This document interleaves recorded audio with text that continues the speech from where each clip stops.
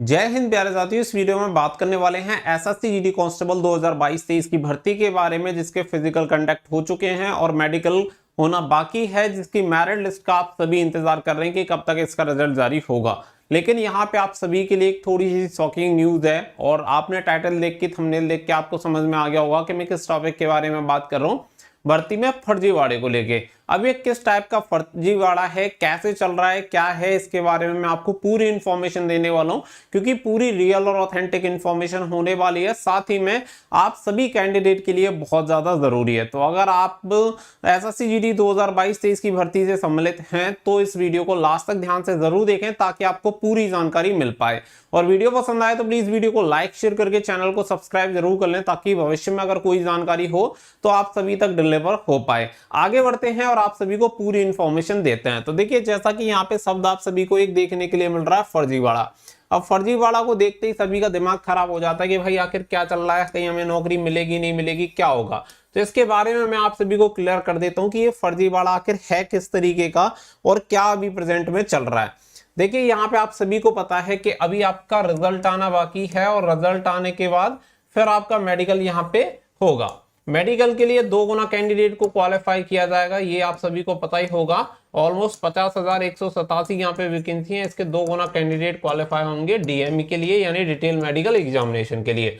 ये हो गई पहली बात। अब इसके अलावा जो दूसरी बात आती है वो यहाँ पे जो आपका शब्द है फर्जीवाड़ा, इसे यहाँ पे एक्सप्लेन कर देते हैं कि आखिर किस तरीके से चल रहा है। बहुत सारे कैंडिडेट ऐसे होंगे जिन्हें अभी जेल की हवा खानी पड़ेगी, और जरूरी नहीं है कि वो उनकी गलती से हो। बहुत सारे लोग जो उन्हें गाइड करते हैं, गलत गाइड कर देते हैं, मिसलीड कर देते हैं बच्चों को, उसकी वजह से उनके साथ ये होने वाला है। अब ऐसे में कुछ बच्चे ऐसे भी हैं जिनकी गलती नहीं है और वास्तव में वो सेलेक्ट होने चाहिए, उनकी जगह दूसरे बच्चे सेलेक्ट हो जाते हैं।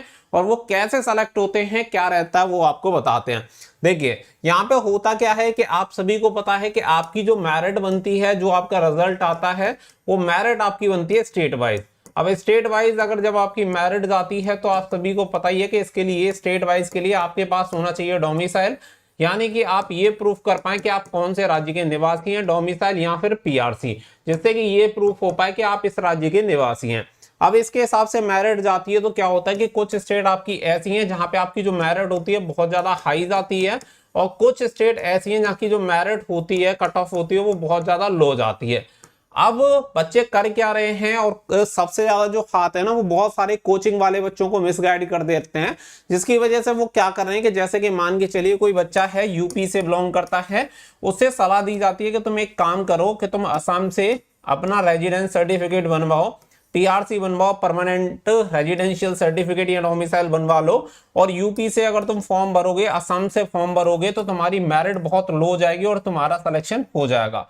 तो इसी तरीके से क्या है कि आप सभी को पता है कि जो आपकी वेस्ट बंगाल है, वेस्ट बंगाल की भी आपकी जो कट ऑफ है वो काफी कम जाती है और राज्यों के कंपैरेटिवली, यानी कि हर एक राज्य से नहीं लेकिन कुछ राज्यों से कम जाती है, जैसे कि यूपी, राजस्थान, हरियाणा, बिहार और झारखंड जैसे राज्यों से आपकी जो कट ऑफ है वेस्ट बंगाल की वो कम जाती है। अब ऐसे में क्या है कि बहुत सारे बच्चे इसी तरीके से, कोई वेस्ट बंगाल से अपना रेजिडेंस सर्टिफिकेट बनवा रहा है, कोई डोमिसाइल आसाम का बनवा ले रहा है, कोई कहीं का बनवा ले रहा है, यानी कि उन राज्यों का जहां की कट ऑफ लो जाती है। अब ऐसे में क्या होता है कि जब कुछ बच्चे, भाई ये समझो कि जो बच्चा वेस्ट बंगाल का है, अब उसे वो सीट मिलनी चाहिए थी, उसकी जगह कोई दूसरे राज्य का आके यहाँ पे सीट ले रहा है, तो सीधी सी बात है कि कहीं ना कहीं उसके अधिकारों का हनन हो रहा है। तो बच्चे को लगा कि जो नौकरी मुझे मिलनी चाहिए थी वो कोई दूसरा बच्चा आके नौकरी ले रहा है, तो कुछ बच्चों ने यहाँ पे कोलकाता हाई कोर्ट में रेट फाइल कर दी। ठीक है, अब याचिका वहां पे डाली कि इस तरीके से हो रहा है। इसके बाद कोलकाता हाई कोर्ट बहुत सख्त हुआ और कोलकाता हाई कोर्ट ने जो भी वहां का प्रशासन है उन सभी प्रशासन को एक नोटिस जारी करके, यानी कि एक आदेश जारी कर दिया, और वहां पे सबको बोला है कि ऐसी जो भी चीजें हैं आप उसकी इंक्वायरी करिए और सही तरीके से उसे सेटल करिए। यानी कि ऐसा कोई भी कैंडिडेट जो कि परमानेंट रेजिडेंशियल सर्टिफिकेट या मूल निवासी नहीं है और वो सर्टिफिकेट अगर बनवा रहा है, तो ऐसे कैंडिडेट को पकड़िए। अब होगा क्या, आप सभी को बता दें कि ये आदेश आप सभी का सीआरपीएफ के पास भी जाएगा। और सीआरपीएफ है आपकी नोडल एजेंसी। मैंने खुद अपनी आंखों से देखा है कि बहुत सारे बच्चे ऐसे होते हैं कि फर्जी तरीके से किसी ना किसी तरीके से वो वहां पे भर्ती होके आ जाते हैं मेडिकल के टाइम पे, लेकिन मेडिकल के टाइम पे वो पकड़े भी जाते हैं। और जब मेडिकल के टाइम पे पकड़े जाते हैं तो उनके साथ क्या होता है वो आप अपनी आंखों के सामने देखेंगे तो आपको अच्छे से समझ में आएगा कि उनके साथ क्या होता है। जेल भी जाना पड़ता है, पूरी लाइफ उनकी स्पॉइल हो जाती है। अब अगर मान के चलो आप में से किसी भी कैंडिडेट ने इस तरीके से अगर नौकरी ले भी ली तो आपकी देखो नौकरी, आप सभी को पता है कि 60 साल तक आपको नौकरी करनी है। और जब आप 60 साल तक करोगे ना तो 60 साल तक नौकरी करने में पूरी जिंदगी आपकी नर्क बनी रहेगी, क्योंकि गलती से भी एक बार अगर इंक्वायरी हो गई, किसी ने अगर आपकी सूचना विभाग को दे दी तो तुरंत सबसे पहली बात तो आप जेल जाओगे। जितनी सैलरी दी है वो पूरी सैलरी भी रिकवर हो सकती है। पूरी जिंदगी आपकी तो खराब होगी, आपके साथ साथ आपके परिवार का भी पूरा भविष्य अंधेरे में चला जाएगा। तो सबसे मेन चीज ये है कि जरूरी नहीं है कि नौकरी से ही सब कुछ आप कर पाए। जब हमारे पास एक रास्ता बंद होता है तो 10 रास्ते खुलते भी हैं। अगर किसी काम को अगर आप गलत तरीके से कर भी रहे हैं तो हो सकता है कि शॉर्ट टर्म वो आपको कुछ बेनिफिट दे दे, लेकिन लॉन्ग टर्म वो आपको बेनिफिट नहीं देगा।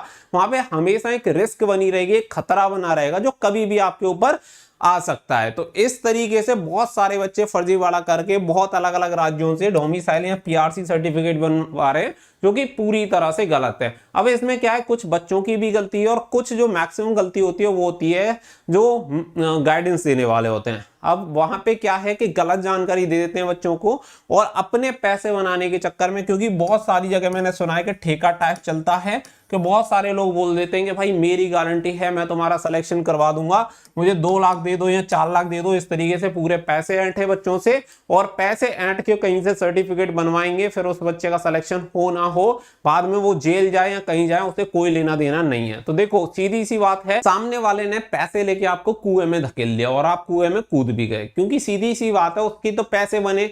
अब आपके पहली बात तो पैसे गए और दूसरी बात भविष्य में कभी भी आपके साथ दिक्कत खड़ी हो सकती है। अगर ईमानदारी और मेहनत से अगर आप नौकरी लोगे तो पूरी जिंदगी मजे से अपनी नौकरी कर पाओगे, बिना किसी टेंशन के सारी चीजें स्मूथली चलेंगी। लेकिन अगर आपने कोई भी फर्जीवाड़ा करके या गलत तरीके से अगर नौकरी ले भी ली तो भविष्य में कब आपके साथ कुछ अनहोनी हो जाए या कोई समस्या हो जाए आपको खुद पता नहीं चलेगा। तो इस तरीके से चल रहा है और ये चीज मैं आप सभी को बता रहा हूं कि धीमे धीमे सभी राज्यों के पास इसकी सूचना जाएगी और सभी राज्यों की सूचना जाने के बाद जब आपका पुलिस वेरिफिकेशन होगा या इस तरीके से जो भी वेरिफिकेशन होते हैं इंटरनल वेरिफिकेशन, उसमें बहुत ज्यादा सख्ती हो जाएगी और डेफिनेटली सीआरपीएफ भी बहुत अच्छे तरीके से सभी बच्चों का वेरिफिकेशन करवाएगा, जिससे कि बहुत ज्यादा बच्चे पकड़ में भी आएंगे। और पकड़ में आएंगे तो फिर आप समझ सकते हैं कि उसका नतीजा क्या होगा। तो आप खुद से डिसाइड करें, अपनी फैमिली के एक बार देखें फैमिली की तरफ कि इसका परिणाम आगे चल के क्या हो सकता है। बाकी का निर्णय आप ही के ऊपर है, आप ही के ऊपर डिपेंड करेगा कि आपको सही गलत क्या लगता है। जब तक आप सही गलत में